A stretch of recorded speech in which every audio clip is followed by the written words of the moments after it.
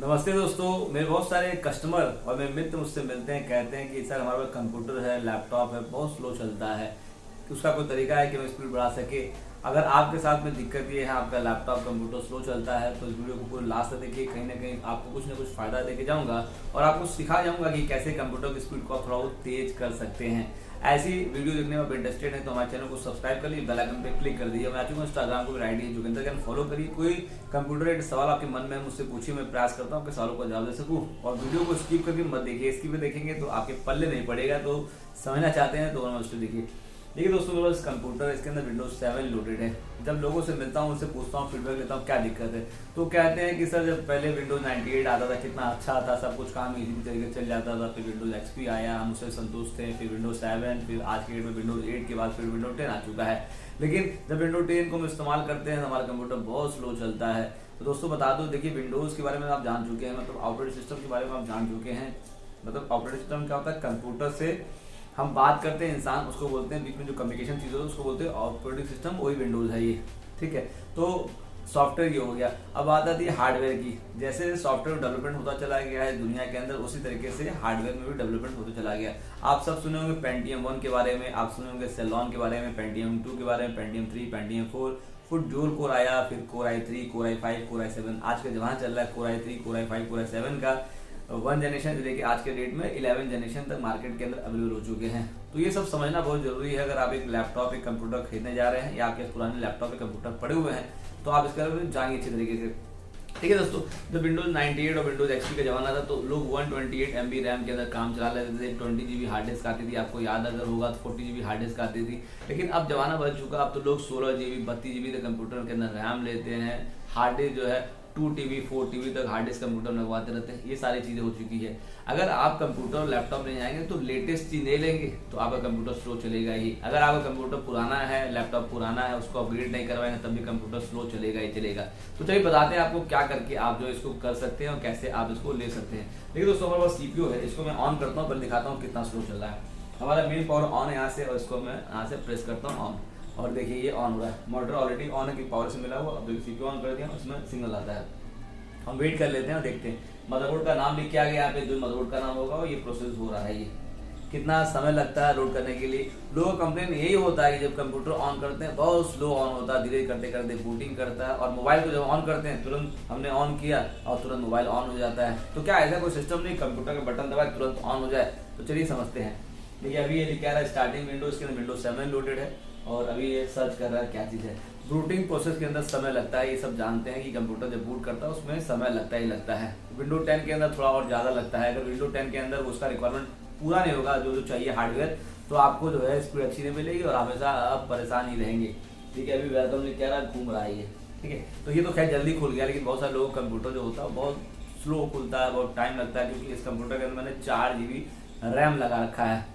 ठीक है, तो समझ चुके आप हैं, क्योंकि कंप्यूटर ऑन हो चुका है। इस कंप्यूटर पहले आपको कन्फिगरेशन बता दूं मैं। इसमें 4 GB का रैम है, इंटेल पेंटियम कोर 2 डुओ लगा हुआ है, और मदरबोर्ड जो एसएस कंपनी का मदरबोर्ड है, ठीक ठाक है। विंडोज 7 लोड कर रहा हूँ। लेकिन जो कस्टमर का ये कंप्यूटर, कस्टमर मुझसे कह रहे हैं कि सर इसमें मैं परफॉर्मेंस नहीं पा रहा हूँ, मुझे वो मज़ा नहीं आ रहा जिसमें मज़ा आना चाहिए। तो मैंने उनको कहा ठीक है भैया, मैं आपको एक चीज़ बताता हूँ, इसके अंदर कुछ पैसा खर्चा कर लीजिए, आपका कंप्यूटर बढ़ जाएगा। देखिए रैम, प्रोसेसर, मदरबोर्ड के अलावा एक चीज़ इंपॉर्टेंट होता है, इसको बोलते हैं स्टोरेज डिवाइस। बात सुनिएगा, स्टोरेज डिवाइस उसको कहते हैं, HDD कहते हैं आज के डेट में, उसको कहते हैं SSD कहते हैं, उसको कहते हैं NVMe कहते हैं। अब ये क्या होता है जान लीजिए। जैसे कंप्यूटर के अंदर आप कुछ काम करते हैं, उसमें 2 प्रकार की मेमोरी होती है, आप जानते हैं। एक होता है प्राइमरी मेमोरी और एक होता है सेकेंडरी मेमोरी। प्राइमरी मेमोरी होता है रैम को कहते हैं, सेकेंडरी मेमोरी कहते हैं स्टोरेज डिवाइस को, जिसके अंदर हम डेटा को सेव करते हैं। मान लीजिए कंप्यूटर आपने खोल लिया, कंप्यूटर खोल के आप जो है 4-5 एप्लीकेशन ऑन कर दिए और उसको आपने सेव नहीं किया, जितना भी प्रोसेस, जितना भी काम होगा टोटल रैम के ऊपर ही रहेगा। अगर आप रैम आपका कम है तो आपका कंप्यूटर हैंग करेगा, आपका कंप्यूटर जो अटक के चलेगा। इसलिए कंप्यूटर में रैम होना भी जरूरी है। जब विंडो XP का जमाना था तो 128 MB, 256 MB, 512 MB रैम पे काम चल जाता था। लेकिन अब विंडो 10 का जमाना है, अब वो नहीं चलेगा। आपको कम से कम 2 GB रैम तो कंप्यूटर में चाहिए जाइए। लोग तो देखा 16 GB तक रैम लगा लेते हैं। ठीक है, तो समझिएगा। तो रैम आपका ठीक कंप्यूटर ऑन हो चुका है, अब कस्टमर से संतुष्ट नहीं है। रैम बढ़ाने के बाद भी कहते हैं कि मुझे इसमें विंडोज 10 चलवाना है, मुझे जो है और तेज स्पीड चाहिए होगा। कुछ नहीं करना, आपको इसको स्टोरेज डिवाइस को बढ़ाना पड़ेगा। देखिए, जब हम कंप्यूटर पुराने जमाने से सुनते चले आए हो, पहले पाटा हार्ड डिस्क आता था। पाटा मतलब पैरेलल पोर्ट वाला हार्ड डिस्क, उसके बाद साटा हार्ड डिस्क आना शुरू हो गया। साटा से यूज करते हैं आज भी कंप्यूटर। पाटा तो नहीं मिलेंगे, लेकिन आपको साटा हार्ड डिस्क कंप्यूटर के अंदर, लैपटॉप के अंदर मिल जाएंगे। दुकानदार पास अब लेने जाएंगे, दुकानदार आपको बहुत डिटेल बताता नहीं है, क्योंकि जानता है कि ज़्यादा डिटेल बताएंगे कस्टमर चला जाएगा, लेगा नहीं। तो आपका फर्ज बनता है, क्योंकि पैसा आपको खर्चा करना है और आपको लॉन्ग टाइम मतलब किसी प्रोडक्ट का आपको वैलिडिटी चाहिए होती है, तो आप थोड़े से जानकारी हासिल कर लीजिए। तो आज बता रहा हूँ, देखिए कंप्यूटर ये हो चुका है, अब इसमें कुछ नहीं करना आपको है। रैम तो चार्जिंग हो चुका है, अब आ चुका है। देखिए एक डिवाइस इसके हाथ में देता हूँ, उसको कहते हैं SSD। बहुत सारे लोग आज भी नहीं जानते SSD क्या होता है। जो देखिए कंप्यूटर हार्डवेयर का कोर्स लड़के करते हैं, उनको भी इसके बारे में बहुत नहीं बताया जाता है। तो SSD, तो अब जो इसके अंदर कंप्यूटर के अंदर HDD लगा हुआ, मतलब हार्ड डिस्क ड्राइव लगा हुआ साटा डिस्क वाला, उसी को हम रिप्लेस करेंगे, उसी की जगह हम ये SSD को लगाएंगे। नोट कर लीजिए कि जो रैम से इसका मतलब नहीं है, इसका मदरबोर्ड प्रोसेसर मतलब नहीं, इसका मतलब सिर्फ है स्टोरेज डिवाइस से। जो इसके अंदर साटा HDD लगा हुआ, उसको हटाकर यहाँ पे साटा SSD लगाएंगे। देखिए अगर कंप्यूटर में अगर आप इसमें 2 ऑप्शन आ चुके, इसमें अपग्रेडेशन और भी आ चुका है, क्योंकि अब जमाना बहुत आगे बढ़ चुका है। ये जो SSD आता है साटा कनेक्टिविटी के ऊपर है, मतलब जिस प्रकार से वो साटा HDD है उसी केबल के यहाँ लगाएंगे और इसमें आपको स्पीड मिलेगा।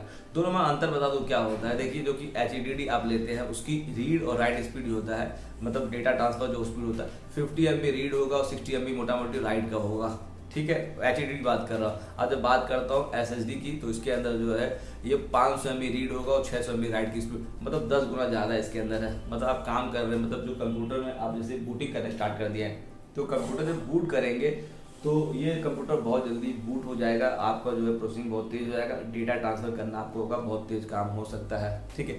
दूसरी बात बता रहा हूँ, वो मैकेनिकल हार्ड डिस्क होता है, उसके ऊपर एक चक्री घूमती रहती है, उस पुराने मैकेनिकल हार्ड डिस्क के अंदर उसके ऊपर हेड टच करता है, फिर डेटा आपको देता रहता है। इसके अंदर कुछ नहीं है, जैसे ये फ्लैश मेमोरी टाइप का है, इनके अगर यहाँ से गिर जाता है तो इसके अंदर बहुत ज़्यादा दिक्कत नहीं होती है। मेरी बात को आप समझ चुके होंगी।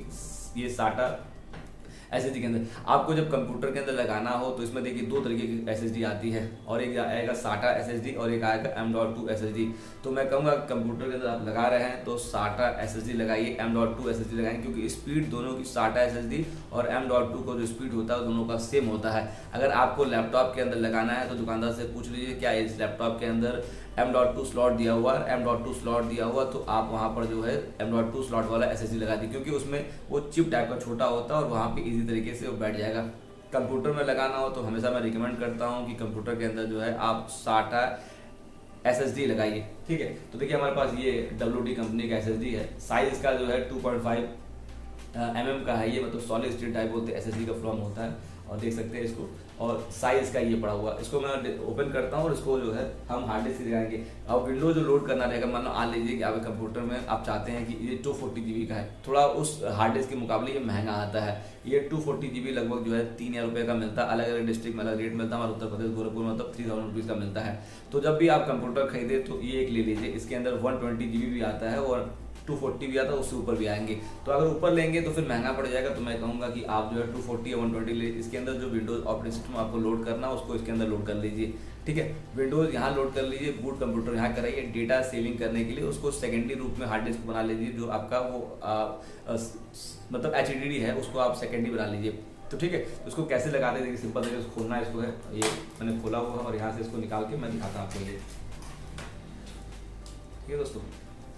देखिए ये है और ये इतना बड़ा हार्ड डिस्क है ये, ठीक है। देखिए मेरे हाथ में ये है ये, और कनेक्टिविटी इसकी दी हुई है, ये यहाँ दिया हुआ है, मतलब साटा का जो केबल लगेगा वो लगेगा और इसमें पावर और कनेक्शन होता है, इसमें दिया हुआ है बिफोर इंस्टॉलिंग।